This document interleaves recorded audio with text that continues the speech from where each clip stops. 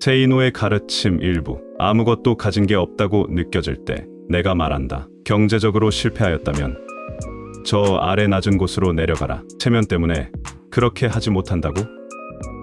그 체면의 흠집을 내라 스크래치.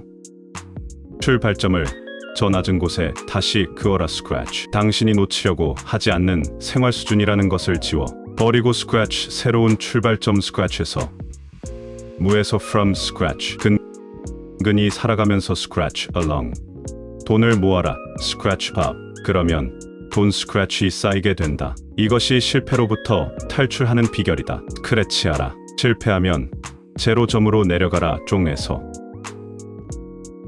앞길이 보이지 않을 때 2022 삶이 그대를 속이면 분노하라. 1948년 가난한 어촌에서 엿장수의 딸로 태어나 가발 공장, 식당 등에서 일하였고 총으로 쏴 죽이고 싶을 정도로 폭력이 심한 남편을 피해 단돈 100달러를 갖고 미국으로 식모살이를 떠난 여자. 미국에서는 식당에서 일하며 대학을 다녔고 76년 미메이 육군에 들어가 소령으로 예편.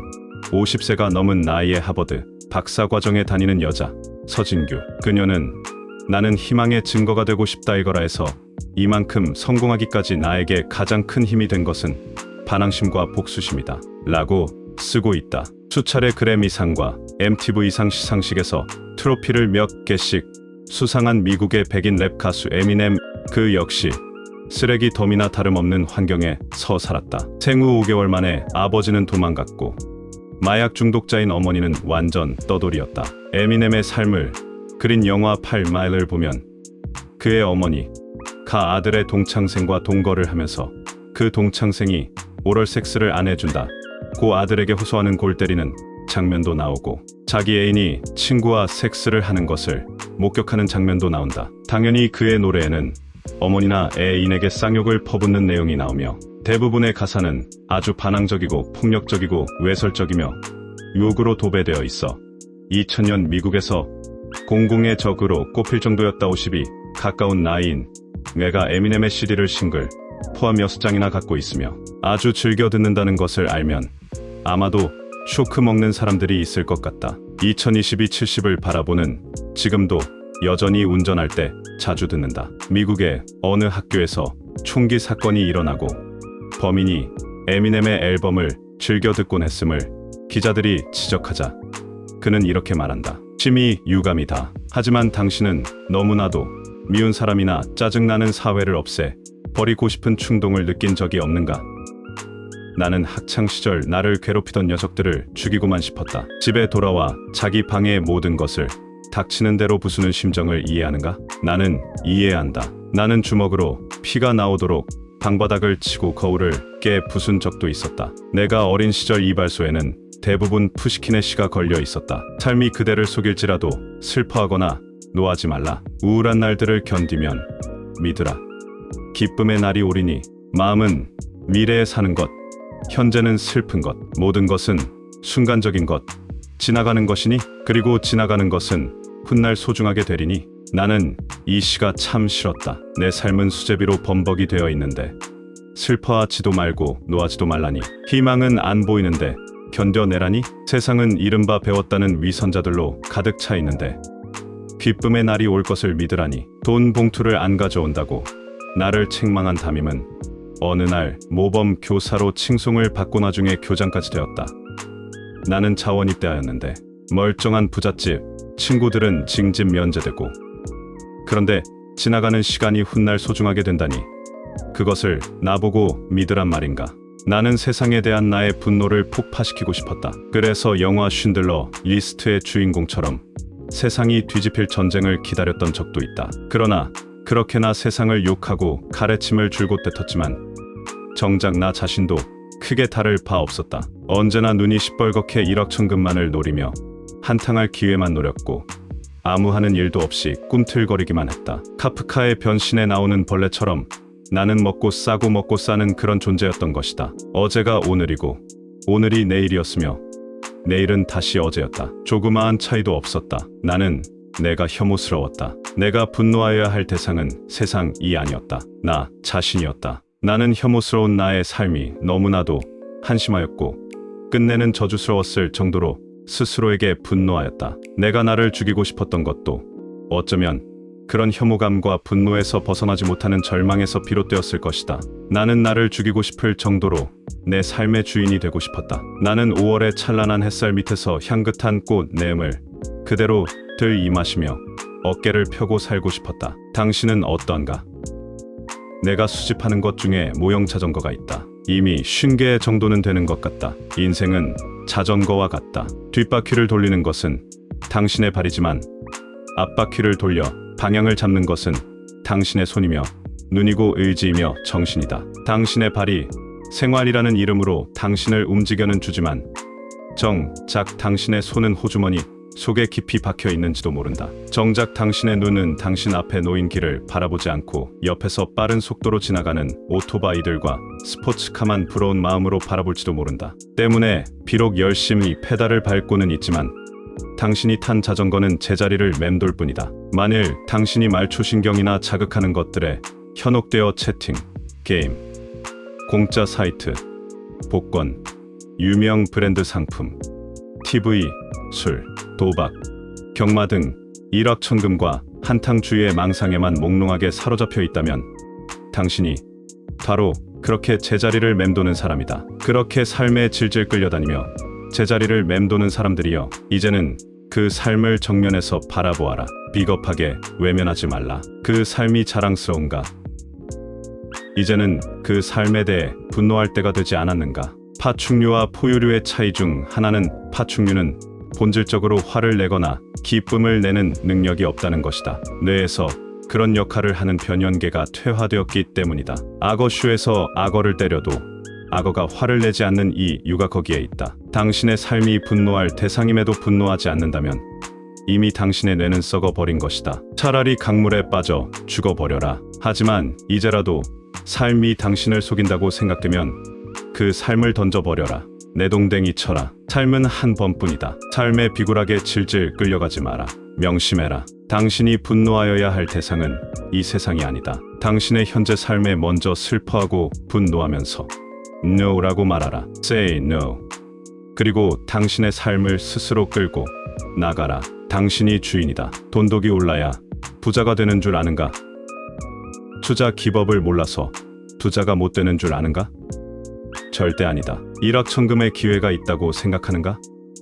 꿈 깨라. 최고랑을 찰 기회만 있을 뿐이다. 인터넷에서 광고만 보아도 돈을 벌 수 있다고 믿는 자들이여, 메일만 보내면 수억 원을 벌 수 있다고 떠드는 자들이여, 편안하게 빨리 돈 벌고 싶어서 애를 태우는 자들이여, 평생 가난의 괴로운 숯불이 이마 위에 올려지는 저주를 받을 것이다. 나는 그대들이 한시라도 빨리 그 허황된 몽상에서 깨어나기를 바란다. 피와 땀과 눈물과 시간 없이 무엇을 얻겠다는 것인가? 그럼에도 불구하고 사람들은 그저 물만 부으면 되는 컵라면 같은 순간적인 인스턴트 재테크 지식만 찾는다. 자기가 부자가 되지 못하는 이유가 어떤 투자 기법을 모르기 때문인 것으로 생각하거나 이제에 밟지 못한 때문으로 치부해버린다. 웃기는 소리 하지 말라. 당신 생각대로라면 일은 파 재테크 전문가라는 사람들이 모두 부자여야 하는데 그들의 평균 재산은 다른 직장인들과 크게 다르지 않다. 물론 나에게서 실전 투자 기법을 배우면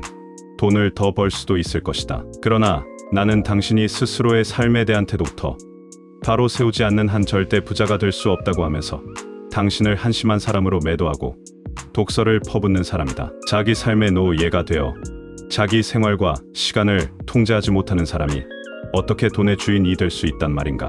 현재의 삶이 절망스럽고 괴롭고 암흑에 쌓여 있는 것 같이 보이는가?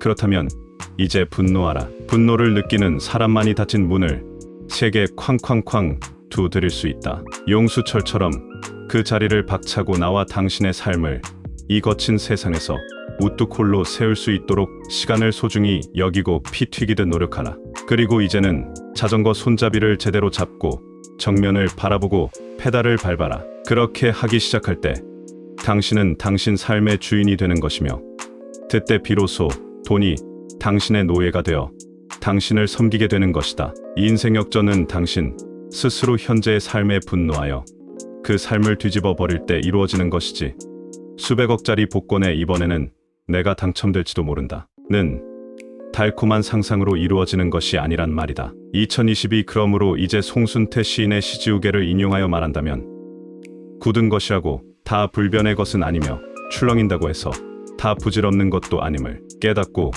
굳은 땅에서 파이고 갈라진 것들과 슬픔으로 허물어진 상처들로 가득 찬 잘못 살아온 세월을 지우고 다시 출발하고 싶은 세월을 시작하여라. 종종 자기 엄호에 빠져 죽고 싶다고 말하는 독자 메일을 받는다. 고통 없이 죽는 방법을 물어보는 독자들도 있다. 이런 독자들에게는 언제나 이렇게 답장하곤 하였다. 너 자신을 죽이고 싶다면 그 죽이고 싶은 인간을 머릿속에서 끄집어내어 제3자 입장에서 살펴보아라. 불쌍하고 가련한 모습이 아마 하나둘이 아닐 것이다. 길거리에서 그런 사람을 만났다고 치자. 어떻게 할 것 같은가?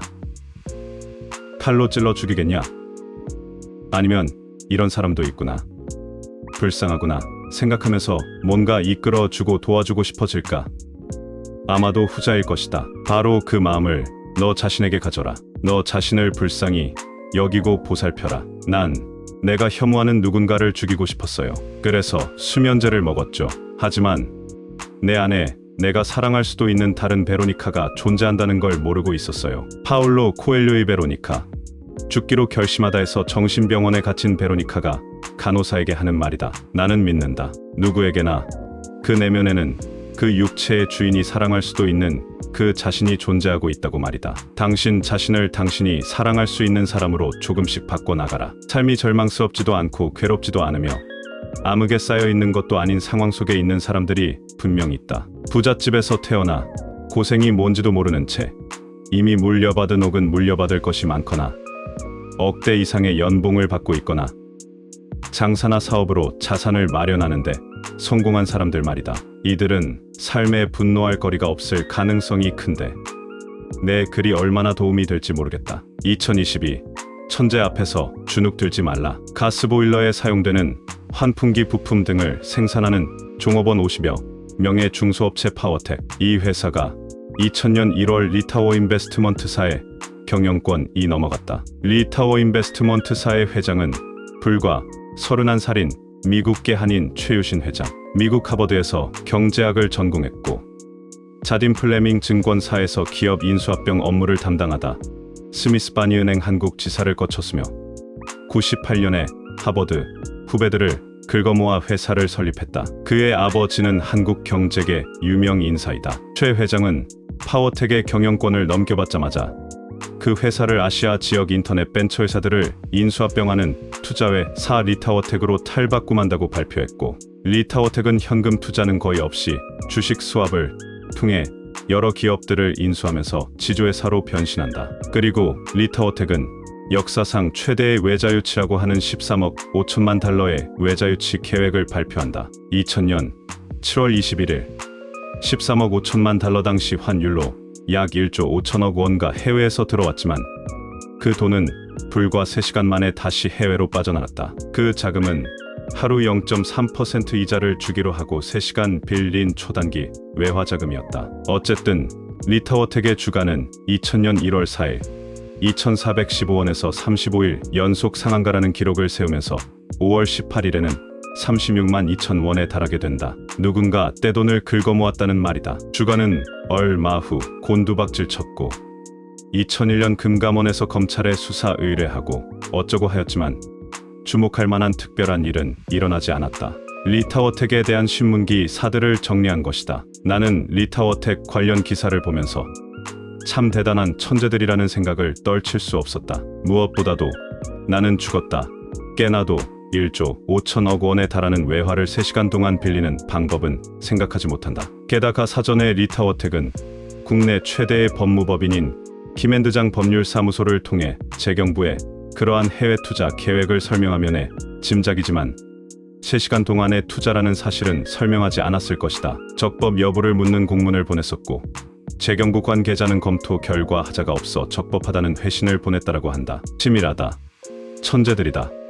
물론 상투를 쥔 개미들은 엄청난 피박을 썼다. 불쌍한 개미들. 나는 도대체가 수상쩍어서 리타워텍 주식 근처에도 가지 않았으며 관련된 놈들을 아주 족같은 18새끼들로 본다. 경향신문 2000년 2월 22일 자에는 사이버 투자왕 대박 박정윤이라는 제목의 기사가 실렸는데 요약하면 아래와 같다. 5살 때 10만짜리까지 암산해 수학 신동이란 소리를 들었다. 초등학생 때 아파트 평당 가격을 계산했다. 삼수를 하던 때 서울 강남의 아파트 값이 평당 1천만 원가 집 폭등하자 부모님에게 아파트를 빨리 팔아야 한다고 권하기도 했다. 예상은 적중했다. 2년 뒤에 아파트 값이 평당 600만 원으로 하락했고 IMF가 닥치자 절반으로 뚝 떨어졌다. 아파트를 600만 원에 처분한 부모님은 아들의 말에 귀 기울이지 않은 것을 못내 아쉬워했다. 2191%,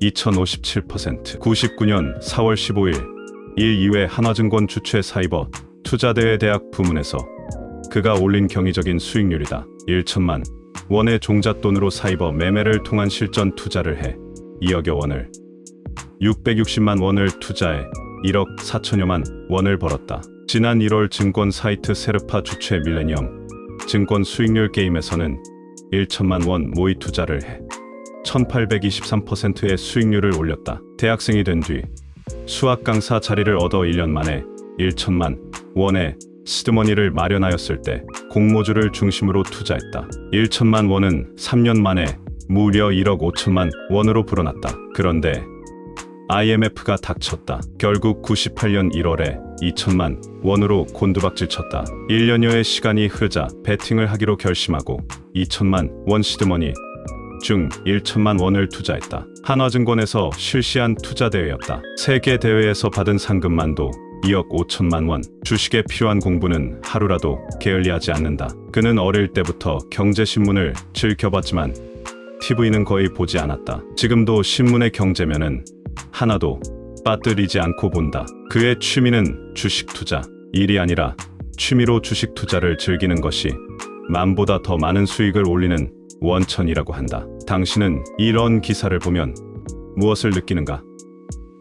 나는 이 친구 정말 돈 버는 천재구나 하는 생각을 하게 된다. 나는 죽었다 깨나도 그렇게는 못할 것 같다. 물론 나는 그가 계속해서 그렇게 돈을 벌 것이라고는 전혀 생각하지 않는다. 사람들은 노력을 하면 성공할 수 있다고 한다. 그러면서 발명왕 에디슨, 이 천재는 99%의 노력과 1%의 영감으로 이루어진다라고 말했으며 대퇴는 천재라는 것은 노력의 발명이라고 하였음이 근거로 제시된다. 그렇다면 범죄들도 죽어라고 주식에 대해 공부하고 노력하면 1년에 2000%가량의 수익을 낼 수 있다는 말인가?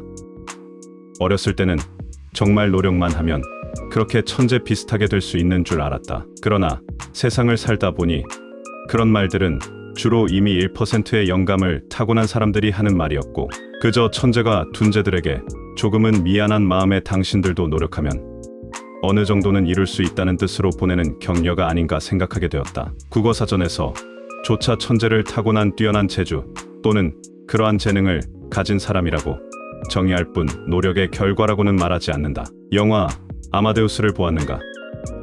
죽도록 성실하게 노력하지만 끝내 영혼을 울리는 음악을 작곡하지 못하는 살리에르, 그리고 망나니처럼 생활하면서도 타고난 재능으로 인해 감동적인 음악을 아주 손쉽게 만들어내는 모차르트. 천재 모차르트 앞에서 살리에르가 느끼는 열등감과 시기심.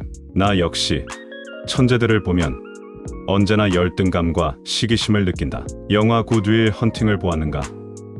무지무지 열심히 공부하여 이국 최고의 대학에 들어간 학생들과 교수, 반대로 학교도 제대로 다니지 못한 청소부이지만 타고난 천재성 때문에 공부를 안 해도 어려운 수학 문제를 푸는 윌 헌팅. 학생들과 교수는 그 천재 청소부에게 무엇을 느꼈을까?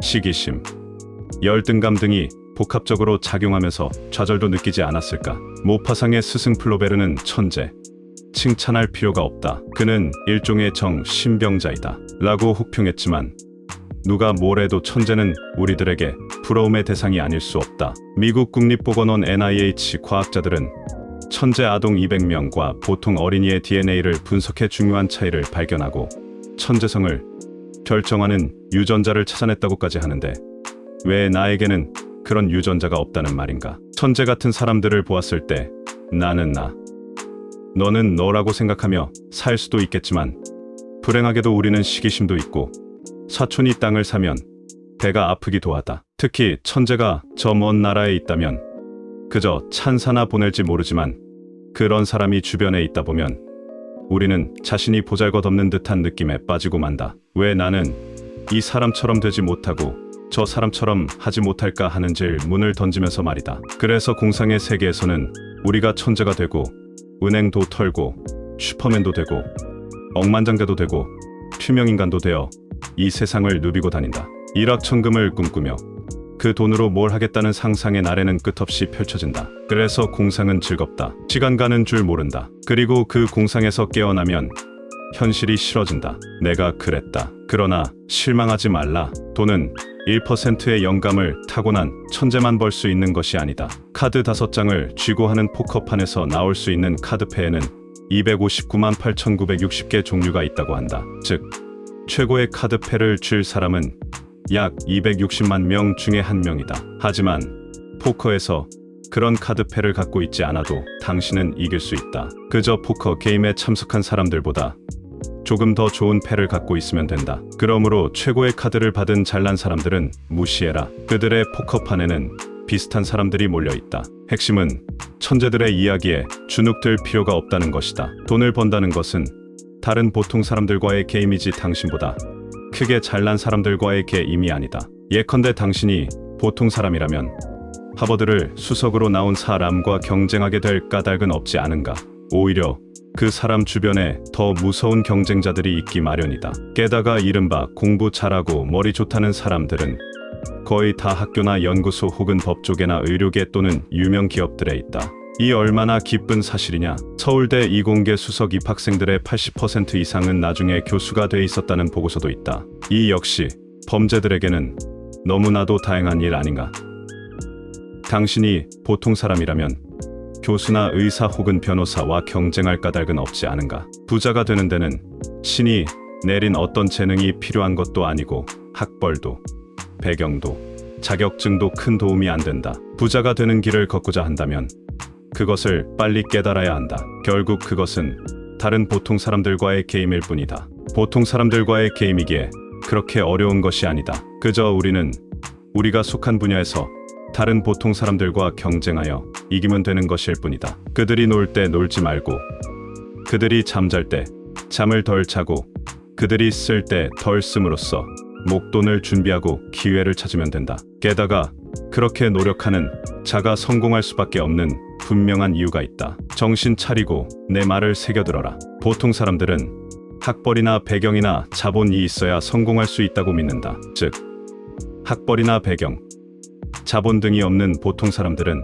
자기들에게 그런 것이 없으므로 노력하여 보았자 무의미하다고 믿고 아예 노력을 포기하고 만다. 현재의 위치에서 미래를 미리 계산하여 보고 미리 포기하는 그런 사람들이 당신 주변 사람들이며 그들은 그저 일확천금을 꿈꾸면서 연예인이나 정치인, 스포츠 선수들, 컴퓨터 게임, 채팅, 명품 브랜드, 경마 등에 무지 관심이 많다.